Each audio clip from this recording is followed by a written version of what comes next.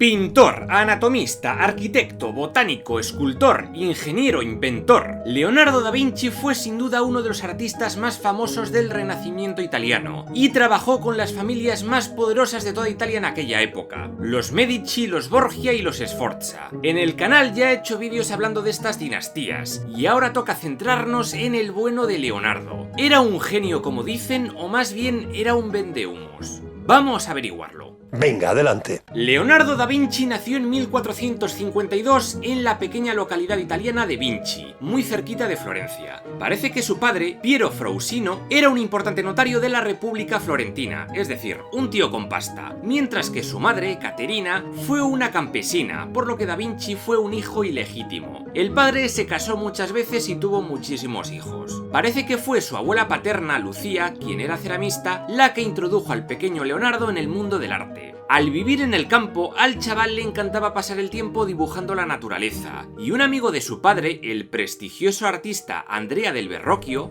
vio mucho talento en él y le pilló como aprendiz en su taller a la edad de 14 años. Allí da Vinci aprendió un montón de cosas: química, cálculo, metalurgia, a trabajar con cuero y yeso, mecánica, carpintería, técnicas de dibujo, pintura, escultura... Y es que en casi todo era un jodido crack. Verrocchio recibió el encargo de diseñar la cruz para la cúpula de Santa María del Fiore, y el joven Leonardo participó en este proyecto.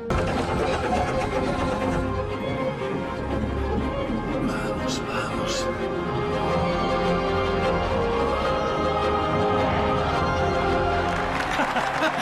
También se dice que Verrocchio le dejó acabar una obra en la que estaba trabajando, Bautismo de Cristo. Parece que Leonardo hizo uno de los ángeles y quizás también parte del paisaje. Se cuenta que Verrocchio lo vio y sintió que su aprendiz le había superado. Un artista genial, absoluto, tremendo, único en su especie, dígame. Como ya conté, Florencia en aquella época, gobernada por Lorenzo de Medici, era el centro del movimiento renacentista. Tú dabas una patada a un adoquín y te salían 40 artistas. Muchos ricachones buscaban invertir en obras de arte por diversos motivos, pero el más importante era el prestigio. El arte se cotizaba bien, y Lorenzo de Medici patrocinó a muchos de estos artistas, incluido a Leonardo. Este es el paisaje del Valle del Arno, posiblemente el dibujo más antiguo conservado de Leonardo da Vinci, hecho en 1473, cuando Leo tenía 21 añitos, aunque dicen que estos bosquejos de caballos podrían ser aún más antiguos. Durante estos años de aprendiz pintó mucho, y una de estas cosas que pintó fue la Anunciación, donde Leonardo comenzó a experimentar con la técnica del esfumato, que le haría famoso. El esfumado es una técnica pictórica que viene a ser como un leve desenfocado que da sensación de profundidad.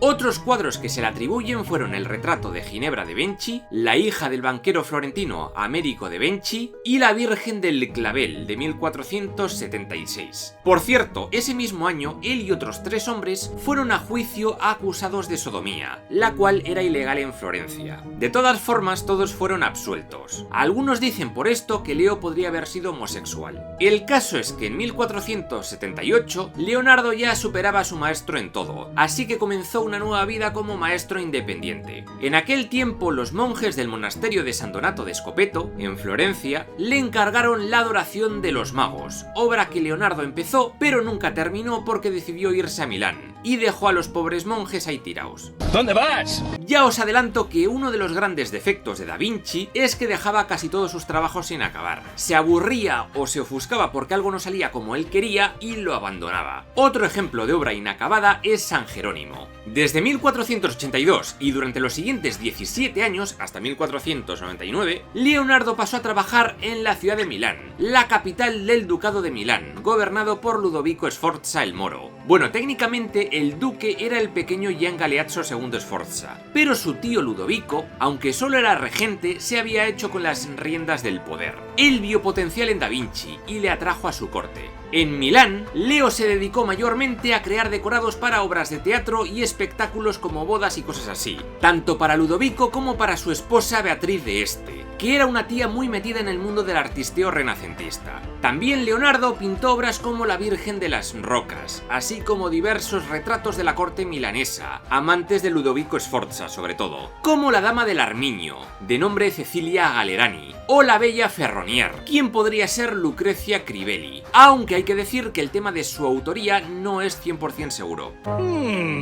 Aparte de pinturas, Leo trabajó sobre todo como ingeniero militar para los Sforza. Diseñó diferentes tipos de armas y defensas, y mejoró la fabricación de relojes, telares y grúas. También desarrolló ideas que estaban muy adelantadas a su tiempo. Se dice que tuvo la intención de crear una máquina planeadora parecida a un ala delta, un antecesor del helicóptero al que llamó tornillo aéreo, un paracaídas, carros de combate blindados y un montón de cosas más. De todas formas, todo esto solo fueron bocetos y nunca llegaron a construirse. Y es que parece que la mayoría de estos inventos tenían pinta de no funcionar muy bien en el mundo real. También se dice que muchos de estos diseños no fueron originales suyos, sino que estuvieron muy influenciados por Tácola, un ingeniero sienés del Renacimiento temprano, y por Roberto Balturio, un ingeniero de Rimini, autor del tratado militar de Re Militari. Leonardo también planificó la construcción del caballo, una estatua ecuestre en honor a Francesco I Sforza, el padre de Ludovico. Leo hizo primero un modelo de arcilla, pero la idea era construir esta estatua de 7 metros de altura con un solo bloque de bronce, algo muy loco, y nunca se terminó, por supuesto. Y es que cuando los franceses decidieron invadir Milán, ese bronce acabó convertido en cañones para la defensa de la ciudad. ¡Todos preparados! ¡Fuego a mi señal! Leo también participó en un congreso de arquitectos e ingenieros para hablar sobre la cúpula de la Catedral de Milán, que no tenían claro cómo hacerla. En 1490, Leonardo abrió una academia en Milán, en la que se dedicó a la enseñanza. Fue en estos años cuando pintó el famoso cuadro de la Última Cena, para el convento dominico de Santa María de la Grazie. Era una representación de Cristo y sus apóstoles, su última merendola antes de su crucifixión.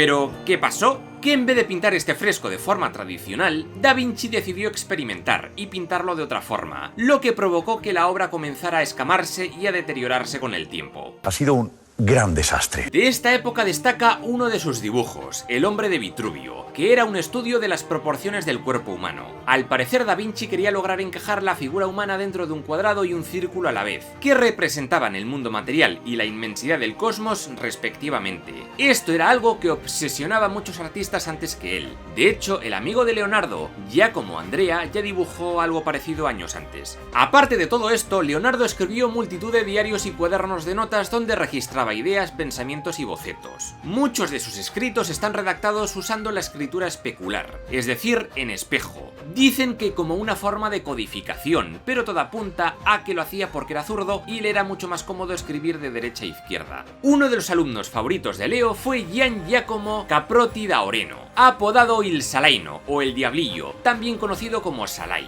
Este apodo le viene porque a Leonardo le robó varias veces dinero y objetos de valor, y a pesar de todo, los dos acabaron llevándose muy bien. Se especula que eran mucho más que amigos. Que se han enamorado, Merche. Esos dos se han enamorado. El rey de Francia, Luis XII, invadió Milán en 1499 y derrocó a Ludovico Sforza, quien huyó a Alemania. A partir de este punto, Leo quedó al servicio del conde de Ligny, Luis de Luxemburgo, pero esto no duró mucho, y en cuanto pudo se largó de Milán con su asistente Salai y el fraile matemático Luca Pacioli. Leonardo acabó refugiado en Venecia, donde siguió trabajando como arquitecto e ingeniero militar. Los venecianos querían mejorar sus defensas contra un posible ataque naval turco. Se cuenta que Leonardo diseñó en estos años una especie de escafandra submarina, como una especie de buzo. La fuerza está muy intensa en mí. Luego viajó a Mantua, donde realizó un retrato a Isabel de Este, la marquesa de Mantua, que era muy famosa por ser una gran mecenas de las artes y también una señora muy exigente. Era la hija del duque de Ferrara, Hércules de Este, y por tanto hermana de la ya mencionada Beatriz de Este. También Leonardo boceteó la que iba a ser la obra La Virgen y el Niño con Santa Ana y San Juan Bautista, que luego acabó siendo la obra La Virgen, el Niño Jesús y Santa Ana. Más tarde trabajó en La Virgen de la Rueca o La Virgen de los Usos, un encargo de un alto cargo de Luis XII de Francia.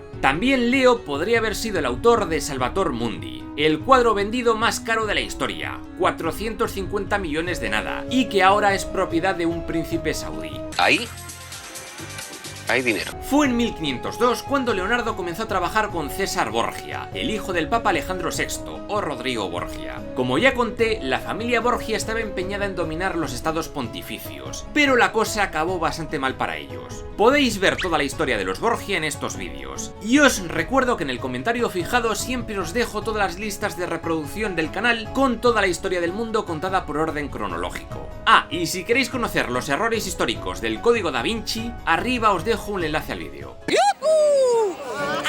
Leonardo trabajó con los Borgia como ingeniero militar supervisando las fortalezas de los territorios recién conquistados por César. Se cuenta que creó un plano de Imola usando una carretilla de bolas para medir las distancias. Fue en esta época donde tuvo amistad con Nicolás Maquiavelo, aunque parece que ya se conocían de Florencia, pues Maquiavelo fue un político importante en los años anteriores. César Borgia pidió a Leonardo que le diseñara armas capaces de matar a mucha gente, y Leonardo creó la bomba atómica. ¡Que no! Diseñó armas de asedio, una ballesta gigante, bombardas, pero el tipo se largó rápidamente de allí porque no era un tipo especialmente belicoso. Eso de matar a gente no le llamaba mucho la atención. Fue precisamente a Florencia donde Leonardo volvió entre 1503 y 1505, durante el gobierno de Piero Soderini, pues este le encargó una pintura mural para la sala del Gran Consejo del Palazzo Vecchio, llamada la Batalla de Anghiari. Al mismo tiempo, el emergente Miguel Ángel pintaba la batalla de Cascina en la pared opuesta. Se cuenta que entre Leonardo y Miguel Ángel había bastante rivalidad, porque Leo decía que el arte del joven Miguelito era una copia de los clásicos y que eso de la idealización no iba con él, que era poco natural. Y Miguelito le reprochaba que nunca acababa nada y que estaba sobrevalorado. ¿Y qué pensáis que pasó? ¿Acabó Leonardo la obra? ¡Por supuesto que no! Resulta que Leonardo hizo una mezcla rara con las pinturas, uno de sus experimentos rarunos, y esta comenzó a chorrear, arruinándolo todo. Y como venía siendo habitual, Leo dijo que a la mierda y que no acababa la obra. Así se queda. Te aguanta y te... Siendo justos, parece que Miguel Ángel tampoco pudo acabar su obra. En estos años, Leonardo se empezó a interesar mucho más por la ciencia y la anatomía, el vuelo de los pájaros y movidas así. Le obsesionaba la naturaleza y los animales, y se dice que no comía carne, ya que era vegetariano. Para él era vital entender cómo funcionaba la naturaleza para poder plasmar la realidad tanto en las artes como en la ciencia. En este punto de su historia pintó la que probablemente sea su obra más famosa, la Gioconda, también conocida como el retrato de Mona Lisa. La retratada era la noble florentina Lisa Gherardini, cuyo nombre de casada era Mona Lisa del Giocondo, pues su marido era Francesco del Giocondo. Por cierto, como fue habitual en Leonardo, esta obra la dejó a medias y no la retomó hasta varios años después. Y por supuesto, jamás la entregó a los Giocondo. Se quedó con la pasta y a correr.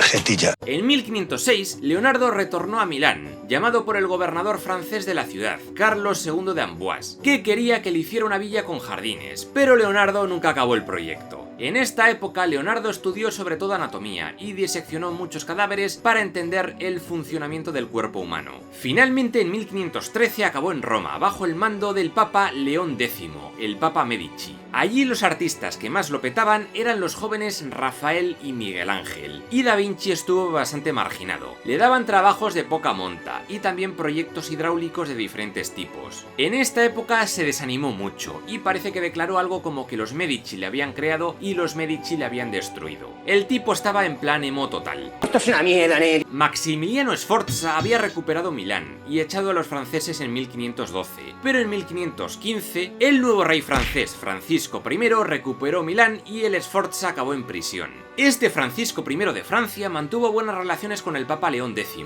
y a través de él conoció a Leonardo. Se cuenta que el rey le encargó el diseño de un león mecánico que pudiera andar y cuyo pecho se abriera para mostrar una flor de lis, el emblema de Francia. No se sabe bien qué pasó con esto, pero al año siguiente, Leonardo da Vinci se mudó a Francia junto con sus alumnos favoritos, Francesco Melzi y Salai. El rey francés instaló al pintor en la mansión de Clos-Lucé, en Amboise, cerca de Tours. El castillo de Amboise era una de las residencias favoritas del rey Francisco I.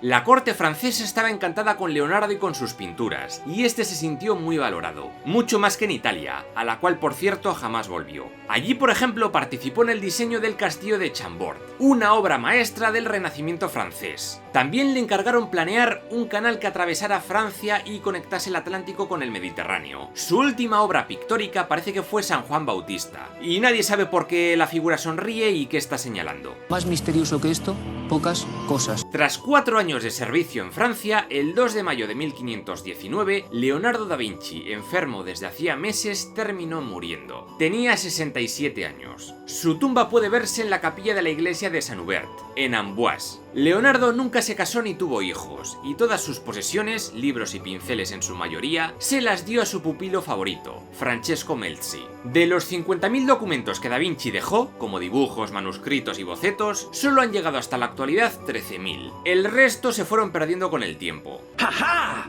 ¡Has encontrado otra página! ¡Qué emocionante! Gracias a estos bocetos se especula que Leonardo pudo pintar Leda y el cisne, pero por alguna razón este cuadro desapareció. La versión que podemos ver a día de hoy es una copia atribuida a Cesare da Sesto. Por cierto, la Gioconda fue comprada por Francisco I y luego acabó expuesta en el Museo del Louvre. Fue un cuadro que gozó de bastante fama entre los más entendidos en arte. Incluso se dice que Napoleón la tuvo en su habitación, pero entre el público general era una obra más, que pasaba bastante desapercibida. Este estatus cambiaría en 1911, cuando fue robada por un ex trabajador del museo, y nadie se dio cuenta de la desaparición hasta el día siguiente. Fue este robo lo que lanzó este cuadro a la fama mundial. 2 años después el cuadro se recuperó, y entre esto y diversas campañas de marketing, convirtieron a la Gioconda en un icono y en una obra de un valor incalculable. Pero eso es otra historia. Y hasta aquí el vídeo de hoy. Recuerda darle like, comentar algo, cualquier cosa y compartirlo.